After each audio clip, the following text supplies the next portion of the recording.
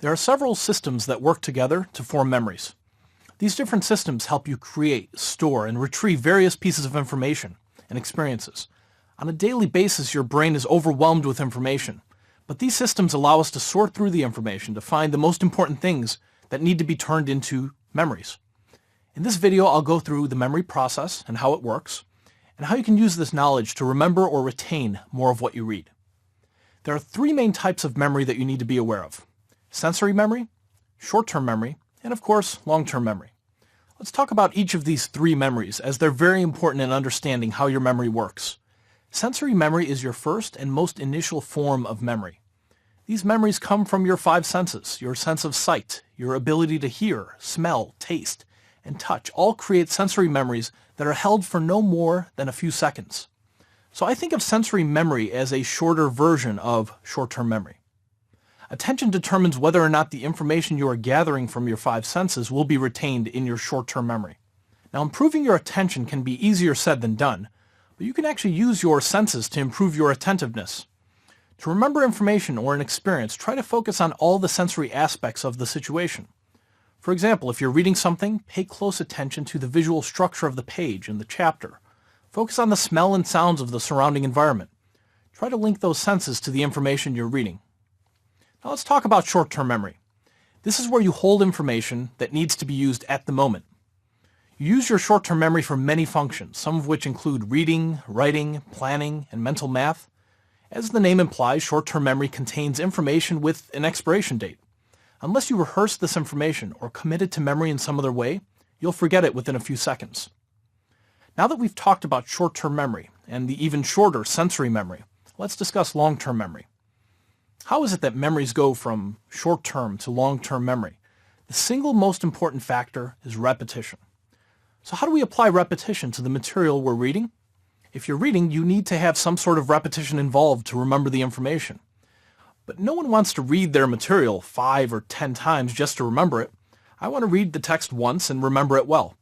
So here are some simple ways to get the repetition you need to remember more of what you read. Remember the multiple reading process? Applying this process provides you with 3 separate exposures to the material. Those 3 repetitions will help us remember the information more easily. If you need to remember the information very well, you'll want to take notes during this 3-step process to maximize the number of repetitions. For example, after you preview the material, take some general notes. That's 2 repetitions right there, one for the reading part and one for the note-taking part. Then you overview the material and take notes at the end of this step. And that's another 2 repetitions right there for a total of 4 now. So before you even start reading the material fully, you've had 4 repetitions or exposures to the text. Now you proceed to the 3rd step and read the information in its entirety. And of course, you can take notes while you're reading as you encounter notable information or at the end of sections. And this would increase the amount of repetition even further. Just make sure your notes are quick and concise so they don't take too much time away from your reading. So if we applied the multiple reading process while taking notes in the manner we just discussed, it would provide you with a minimum of 6 repetitions or exposures to the material. Compare that to the way most people read. They go from beginning to end, slowly of course because they don't know what to expect, and then they wonder why they can't remember any of the information the next day. The reason they can't remember is because they've only had 1 repetition or exposure to the material. And because repetition is so important to your long-term memory, they'll easily forget what they just read. If you need to remember, you need to get your repetition in. It's as simple as that. We already discussed the importance of repetition and how you can increase the amount of repetitions you get by implementing the 3-step multiple reading process and by taking notes. But if you want to get even more repetition in, try talking to another person about what you just read. Anytime you can put something into your own words and teach it to someone else, you'll find yourself better able to remember that information. But repetition isn't the only thing that improves your memory. There are a number of other memory principles that help you remember information more effectively. For example, visualization. Anytime you can visualize something, it's easier to remember. That's why it's easier to remember people's faces rather than their names. While reading, you want to actively try to imagine the information you are reading visually in your head. Try doing this at the end of paragraphs or sections. Exaggeration is another powerful memory principle. In other words, we remember things that are out of the ordinary. Whatever visualizations you're making while reading, try to exaggerate them. The easiest way to do that is to make something really big or really small. Association is another important memory principle. Anytime we can associate one thing we read to another thing we already know, it makes our memory of the information even stronger. And if you have to read large amounts of complicated information, chunking the reading into parts can make it easier for your brain to process the information. For example, let's say your chapter was 50 pages in length. You might break it down into subchapters. Maybe there are 5 10-page sections. You can apply the multiple reading process on those 5 chunked sections. You'd preview section 1, then overview section 1, and then read it. Then do the same for section number 2. Chunking the information into these 5 parts makes it easier to manage and easier to remember. If you use a combination of these 5 memory principles, you'll find it easier to retain the information you read. Sometimes you're trying to read through the material quickly, but you come across technical terms. These might be words you've never seen before.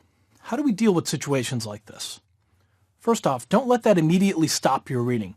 Try to finish the rest of the paragraph. Sometimes you can figure out the meaning of the word through the context. But what if you can't? You might have to look the word up and commit it to memory. In this video, we'll discuss the similar sound technique, and it will help you remember the definition of words you aren't familiar with. To show you how the similar sound technique works, let's start with a simple example, and then we'll move on to a more complex one. Let's take the word claustrophobia. Now, you probably already know what this word means. It's the fear of closed spaces, especially very narrow and crowded spaces. But if you had to teach this word's meaning to a little kid that wasn't familiar with it, how would you do it? You could use a similar sound technique, and here's how it would work.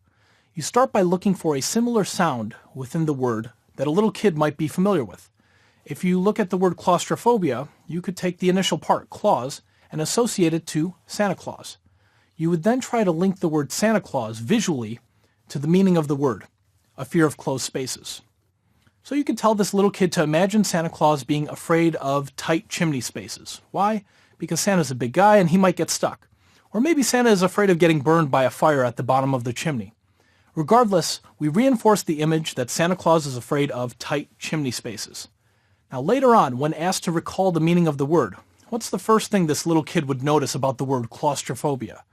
They would see the clause part, and immediately that would remind them of Santa, which would then remind them that Santa was afraid of tight chimney spaces, linking them back to the original meaning of the word, a fear of tight, closed-in spaces.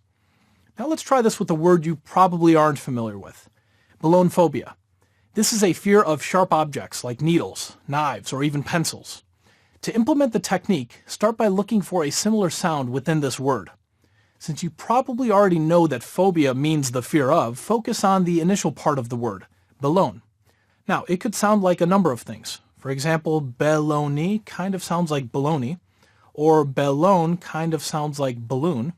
It doesn't have to sound exactly the same as another word, it just has to have a similar sound. For the purpose of this example, let's go the balloon route.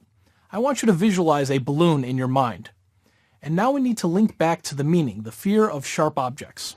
I want you to imagine a needle coming slowly towards the balloon, and the balloon is afraid of being popped by the needle. Now you really need to picture this and also exaggerate the image. If you'll recall from an earlier lesson, we talked about how exaggeration helps us remember things.